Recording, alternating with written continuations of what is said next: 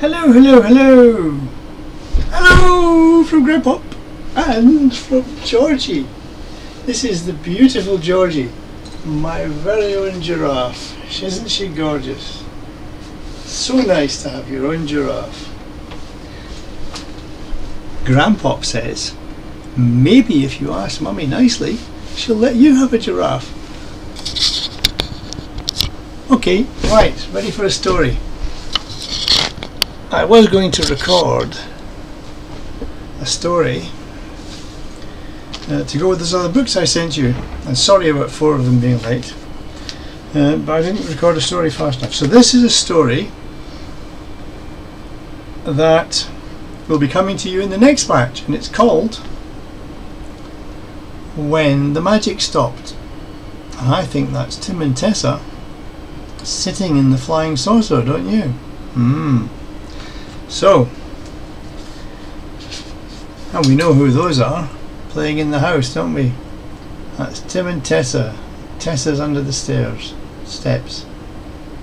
And here's Peggotty. Where is she? Here, Peggotty, their mum. Don't see her very often, do we? So, When the Magic Stopped by Sheila McCullagh, if I can get this right in the picture. And this book belongs to Freddie. Okay, or it will do when I send it. Are we ready? Then I'll begin. One day, Tessa and Tim were in the garden of the old house. The wind was blowing the leaves all over the garden. Tim and Tessa chased the leaves for a long time. But at last they got tired of that game and looked around for something to do. Let's go and see the magician, said Tessa. Yes, let's, said Tim. I expect he'll be up in the attic. Come on! So Tessa and Tim were playing in the garden with the leaves, and then they got fed up.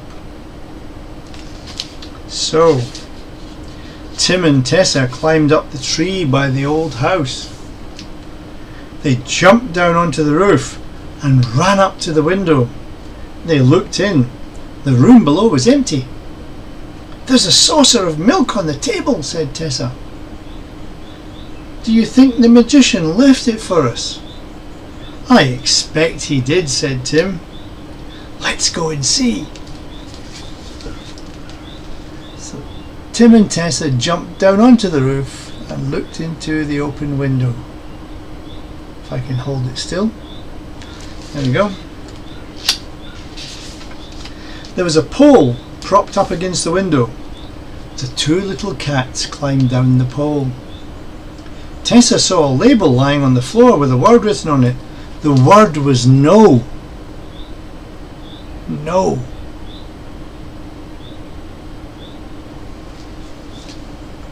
Look, said Tessa. It says no. What does that mean? It can't mean that we can't go on the floor, does it? It can't mean that, said Tim. Perhaps the magician dropped it. They jumped up onto the table and just forgot about the note that said no. Why do you think there might be a note saying no, Freddie? Because there's something they shouldn't do. There were 2 saucers on the table. One was full of milk. There was a label propped up against it. The word on the label was yes. It's for us, said Tessa. Tim and Tessa drank the milk. It was very good. What's the other saucer? asked Tim. It's a flying saucer, said Tessa. Because she knew, didn't she? So Tim and Tessa drank the milk. Yeah, it looks very good.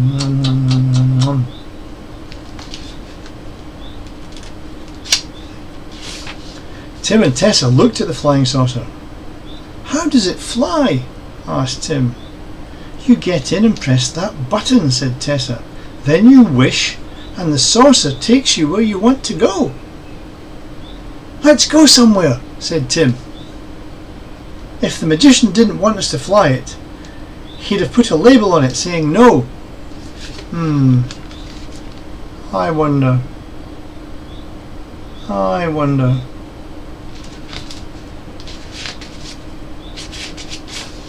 The two little cats jumped into the saucer. Tessa put her paw on the red button. The saucer flew up off the table into the air. It hovered above the table. "I wish the saucer would fly," said Tessa.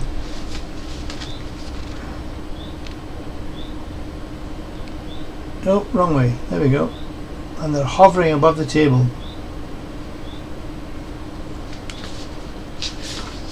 At once the flying saucer flew out of the window. It flew over the garden. It flew over the houses.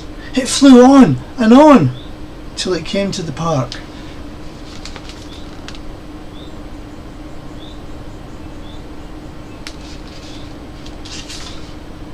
"It's a wonderful saucer," cried Tim. He was very excited. "Can you make it fly any faster?" That might be a bad idea. "I'll try," said Tessa. She put her paw on the button. "I wish to fly fast," she said. The saucer flew faster and faster and faster. It flew over the river and over the hills.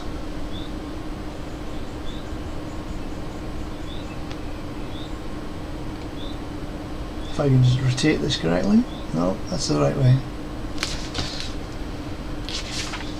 "Look," said Tim, "there's a wood over there. Can you make the saucer fly over the wood?" "I think so," said Tessa. "I wish to fly over the wood," she said, and she pressed the red button. At once the saucer flew over to the wood. See all the trees down there below? I think they want to go and play in the woods, don't they?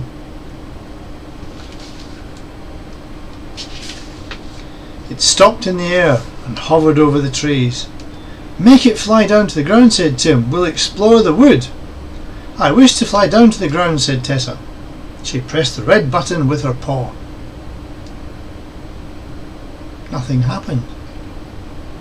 The saucer didn't move. It stayed where it was, over the wood. It just hovered there above the woods. Oh.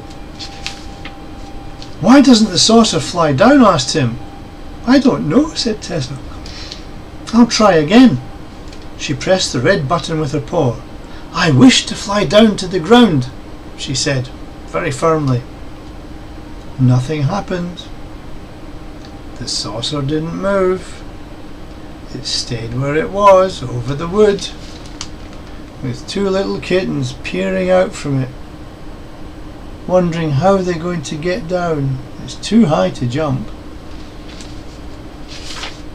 The sun was beginning to set. "Perhaps we'd better go home," said Tim. "It'll soon be dark." "I wish to go home," said Tessa. She pushed the red button as hard as she could. It stayed where it was, over the wood.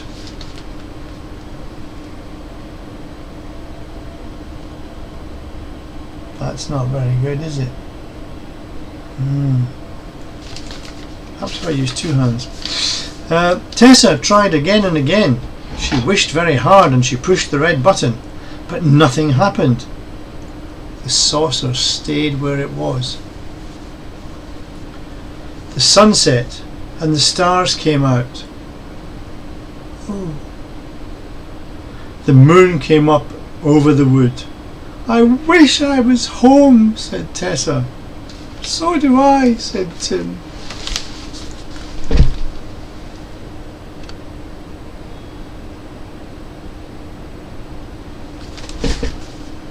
Rather dark.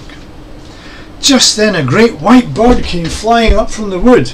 It was a big white owl. "Who are you?" he called as he flew by. "Who are you?" "I'm Tim," said Tim, "and I want to go home." "So do I," said Tessa. They both began to mew. "Meow, meow," said Tim and Tessa. And there's the big white owl. He's much bigger than them. Perhaps he's going to eat them. The owl landed on the edge of the saucer. "Have you stolen the magician's flying saucer?" he said. "No," said Tim. "The magician is a friend of ours. We live in his garden." We were just out for a ride. I expect that the saucer has run out of wishes, said the owl, because owls are very wise. He doesn't look impressed, Mr. Owl. What do you mean? Asked Tessa. The flying saucer runs on wishes, said the owl. When you've had 3 wishes, it won't go any further. The magician has to pour in some magic wishes before the saucer will fly again. We've had 3 wishes, said Tim. Then that's why it won't go, said the owl. Then we'll never get home, cried Tessa. How will we get home?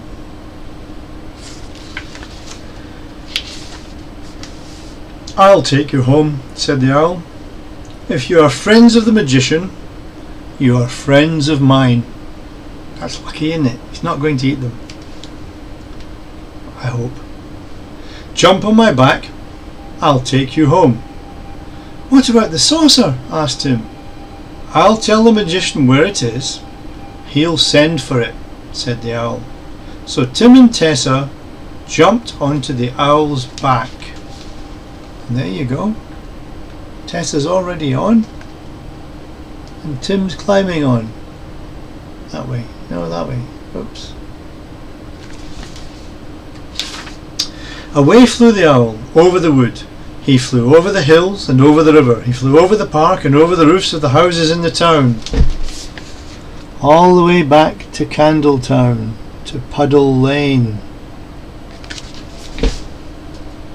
And look at those 2 little kittens perched on his back, hanging on as he flies through the dark sky.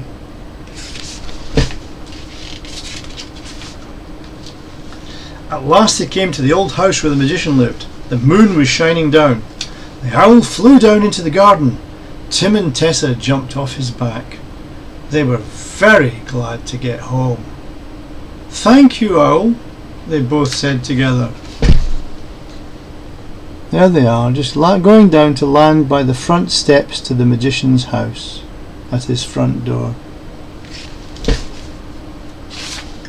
The owl flew off to see the magician, and Tim and Tessa crept into their home under the steps. Do you remember that notice we saw on the floor? Said Tessa, as they settled down in the box. Yes, said Tim. It was no. I think it must have fallen off the flying saucer, said Tessa. I think they're right, you know. That sign that said no had probably come off the flying saucer. And it was a red one. No. And that's the end of when the magic stopped. So where am I? There.